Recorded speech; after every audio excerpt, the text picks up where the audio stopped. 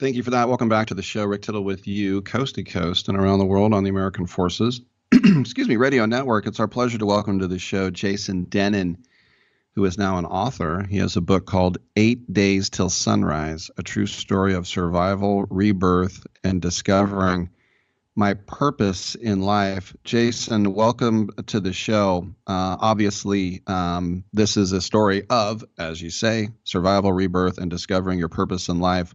What was the genesis behind the whole project? Yeah, the genesis is really helping other people going through difficult times in their lives. I was in a skydiving accident where I got blown through a fence into the side of an airplane hangar going over 30 miles an hour. My heart ended up on the wrong side of my chest. I spent 8 days in a coma, 3.5 months in the hospital. I had to relearn to walk. And then my doctor said, you're probably never going to run again. So I decided to sign up for a triathlon.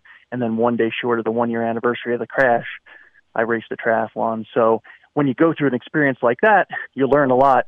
And I thought I could help other people going through difficult times. You don't have to smash into the side of a building with a skydiving rig on to go through struggles in life. It makes us, all of us struggle through things in life, and I want to help other people going through difficult times. So you come out of a coma, you were able-bodied. Now you know you're going to spend months and months in a hospital. And even when you get out of bed, the rehab's going to take forever. How do you not have the why me pity? How are you able to persevere through all of that? Yeah, well, there's definitely a time where you're questioning yourself and you kind of feel a little helpless when you can't move and you're stuck in the bed for 10 weeks. But, that turns out to be a blessing that you go through that kind of experience to assess your life and things you're not good at, things you wish you were better at before that accident, and you have a second chance to get better. And as I'm laying in that hospital, people kept on telling me I couldn't do things, and I realized my recovery, if I recovered from that extenuating circumstance, I could help other people. So I was not only motivated to get back and make my body work again, but my story could help other people, and that's what I realized while I was laying in that bed for those 10 weeks. Is it the kind of thing now when you look at, just as an aside, skydiving, do you say, you know what, it's dangerous, don't do it? Or do you say, no, go and do it? My situation was a fluke. Hey, it's up to you what kind of risk you're comfortable with, but I don't discourage anybody from going skydiving. It's an amazing experience, and it's just not a one-time thing.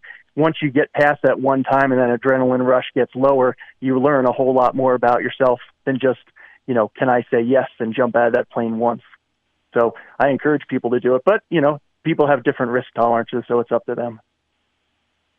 Now, the other thing is at the time you're coming down, before you hit the building, you think you have it bad. And then, of course, a different perspective hits you once you go to the hospital, right? Well, I was knocked out when I went to the hospital. I hit that building, blacked out, and heard some chopper blades when they were flying me the 50 miles to the nearest level 1 trauma center to save my life. But I was out until kind of I get into that coma and I see more and more nightmares going on, and I have to fight through those to not give up and come out of that coma. So, yeah, it wasn't something I could think about until actually I got out of the coma and was laying in my bed. So you had nightmares during your coma?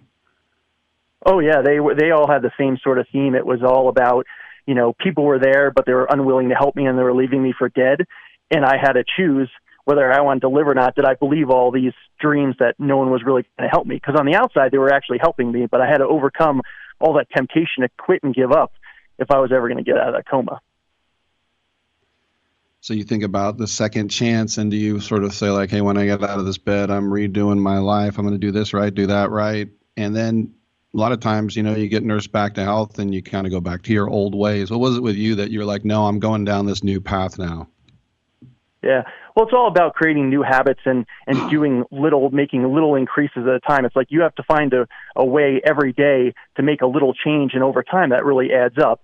And every day I wake up, when I'm getting dressed, I see the scar that goes from my clavicle all the way to my belt line where they had to open me up and put my heart back in and sawed me in half. And it reminds me, that I need to stay on the path of what the real reason I'm still on this earth is for, is to help other people. So I get reminded every day of why I'm here. What's like the first tangible step did you take when you're like, I'm gonna live a different way? What were some of the early steps in that process? Yeah.